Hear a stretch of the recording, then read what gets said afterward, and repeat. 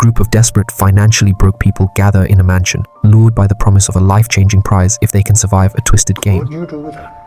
Each round grows bloodier, forcing them to betray, torture, and kill, all for the hope of escaping poverty and winning the reward that could save their lives. The story begins in a house where Iris struggles to care for her sick brother Raleigh, who is confined to bed with leukemia. His illness is slowly killing him, and the endless medical bills are crushing Iris. Every phone call brings another debt collector circling like a vulture, reminding her that they are drowning in debt. Until one day, Raleigh's doctor introduces Iris to Shepard Lambrick, a wealthy man who promises to cover everything: her brother's transplant, his full treatment, and every bill, if she agrees to play a single game, just for one night. Iris recognizes the danger, yet desperation leaves her no real choice. When she finally dials the number on the back of Shepard's card, it's already clear she's stepping into something that will destroy her. That night, a luxury car arrives at her home. The driver takes her to the Lambrick estate, a massive mansion dripping with wealth that feels poisonous instead of beautiful. Inside, she meets the other participants, each broken in their own way.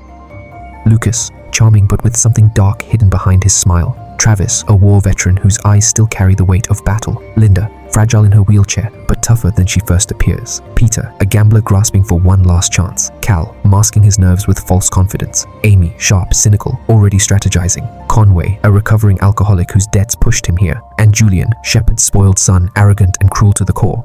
They all sit at a grand dining table dressed in white linen, red wine, and silver cutlery. Shepard greets them as a charming host, though his eyes sparkle with malice. The first test comes disguised as dinner. Iris refuses the meat, saying she's vegetarian. Shepard immediately challenges her, offering $10,000 if she eats it. With everyone watching, Iris swallows her morals along with the steak. It seems like easy money, but it is the first crack in her defenses.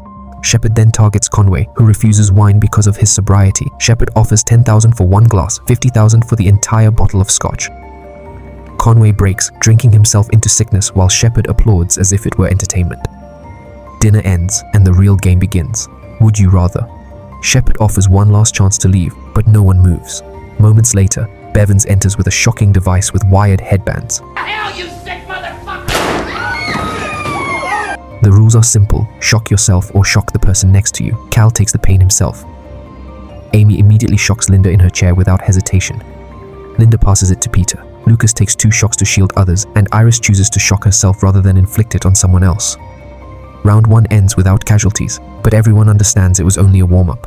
Meanwhile, Dr. Barden, riddled with guilt for introducing Iris to Lambrick, drives through the night trying to find a way to save her. Back at Shepard's mansion, round 2 begins, and this time kindness won't spare anyone. Bevins brings an ice pick and a heavy whip. Iris is first. She must stab someone in the thigh or whip Travis 3 times across the back. Travis urges her to whip him. A stab might cripple or kill, while the whip could leave him alive. Iris hesitates, but Shepard cuts her off, demanding she do it properly. She whips Travis 3 times, each strike landing hard enough to make the entire room flinch. Next is Lucas. His choice is to stab Iris or whip Travis again. Travis insists on taking more, and Lucas obeys, cutting more bloody lines across Travis's back. Then Travis himself faces the choice: stab his only friend Lucas or let Bevins whip him further. He chooses the pain again, but his endurance begins to falter. Peter comes next, forced to either whip Travis further or stab Linda in her paralyzed leg. He pleads with Linda to take it for the sake of sparing Travis, and she agrees.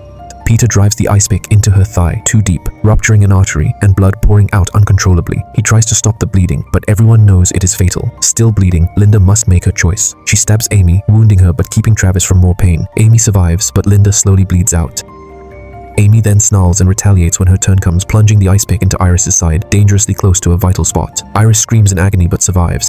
Finally, Cal chooses to whip Travis again, ending the veteran's endurance for good. Exhausted and broken, Travis collapses, his sacrifice wasted, his body destroyed. Round 2 closes in blood, betrayal, and despair. The remaining survivors try to escape. Iris bolts from the table, clutching the ice pick in her hands. Cal isn't so lucky. He's gunned down in the hallway before he can make it far. Iris goes down into the basement's dark corridors, where she collides with Julian, Shepard's son. He tries to force himself on her, but Iris drives the ice pick into his knee, then bites into his face until he's screaming in agony. Just when it seems she might escape, the door opens and Dr. Barden, her brother's doctor, steps in. The man who once won this twisted game promises he's here to help her escape. For a fleeting moment, hope flares, but it dies instantly when Bevins appears and shoots Barden in the head. Iris is dragged back upstairs like discarded prey. Shepard doesn't even flinch. To him, this is just a cleanup.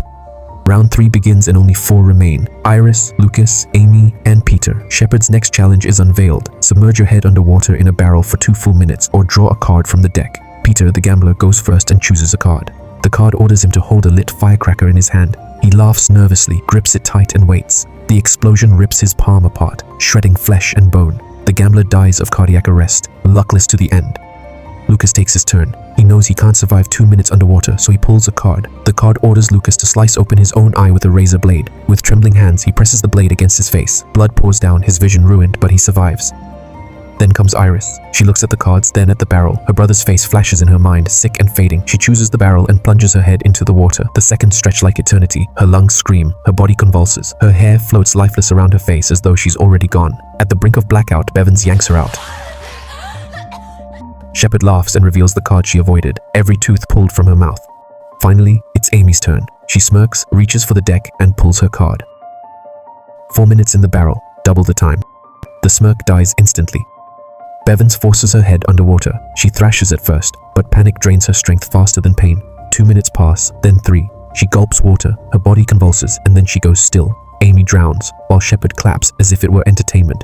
Now only 2 remain, Iris and Lucas. For the final round, Shepard places a polished dueling pistol on the table. The choice is simple. Both walk away alive but empty-handed, or Iris can shoot Lucas, claim the prize, and secure her brother's treatment. Lucas, bleeding and broken, pleads with her. He speaks of his family, his suffering, everything that drove him here. Iris listens silently and doesn't argue. Then she raises the pistol and fires through Lucas's chest. Shepard smiles. The game has its winner. That night, Iris returns home, drenched in blood and silence. She now has the money, and Shepard's promise of a marrow donor is secure. She steps into Raleigh's room, finally allowing herself a breath of relief. He lies still, peaceful, as if sleeping. She then heads to the bathroom and tries to wash the horror from her skin, but something feels wrong. She rushes back to Raleigh's room. He isn't sleeping, he's cold. Empty pill bottles lie beside him. He overdosed while she was gone, while she was killing to save him. Iris collapses beside his body, sobbing, screaming in grief. Everything she endured, the sacrifice, the blood, the cruelty, was meaningless. Shepard got his show. Iris got nothing but blood on her hands, and Raleigh never lived to see a cure.